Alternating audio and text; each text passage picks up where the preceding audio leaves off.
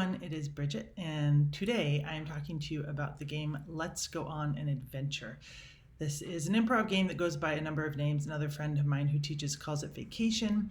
You can use it really to create any kind of adventure. You could call it Let's Build a House, Let's Cook Dinner. And in fact, I'm going to talk at the end about the power of that, kind of using it for all kinds of things. But for now, you are at home with your families or maybe by yourself. You can also just play this game on your own.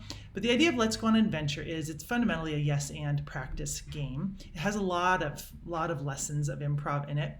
And the way it starts is it can be ideally 2 to 10 people. You can see how many people it can fit in. And the first person who starts the game simply says, "Let's go on an adventure." And then someone else, the next person, whoever that is, chimes in with yes and off it begins. And you can say whatever you want. Yes, and we'll all be pirates. Yes, and we'll have the most golden shiny boat in the whole ocean universe. Yes, and we'll all have names like Skippy the Skipper and Johnny the Juggernaut, whatever it is. Just making it up. And you can also do this for a particular purpose. Like I was saying, you could say, maybe you and your spouse have a dream house you want to create one day. And just for the fun of it, you sit around and go, "Let's build a house." Yes. And we'll put it on a hill facing the city. Yes. And we'll turn the house so the view is optimized. Yes. And we'll make it out of wood because wood feels good. Yes. And we'll paint it sage green because it will blend in with the surroundings. Yes. And we'll call it our little house. Whatever you want to do. The point is, you can go on and on with this process. The interesting thing about it is if you do it with yourself, which is a great thing to do, I mentioned that in another video, if you have something you're kind of trying to think through or a problem, if you yes and that problem, a lot of times you can get to the solution that's kind of sitting on the tip of your tongue or top of your head.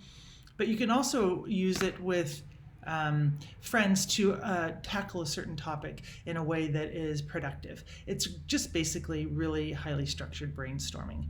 But at the real root of it is just a fun thing. Like I said, yes, and we'll be pirates. Yes, and we'll stop at the beach that has the most mangoes growing on the mango trees. Yes, and we'll set up a hut and we'll start selling mangoes to the stranded people who come by on the ocean. I mean, you can go so many directions with it, but the beauty is when one person says something, the next person has to be listening, because the game becomes not fun or interesting when people depart too far from what was just said. Suddenly it's like, oh, now we're in outer space because you want us to, you didn't listen to me. We were just on an ocean with mangoes and now you're telling me we're in outer space. Like, you can get to outer space, but maybe just wait for the next round or do it in a way that makes sense. It's like, yes, and we're on the beach with our mangoes when aliens arrive with spaceships.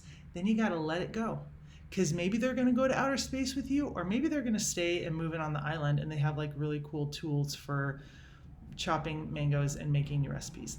I don't know. That's Let's Go on an Adventure. It's a lot of fun. I hope you try it with a friend soon. Bye.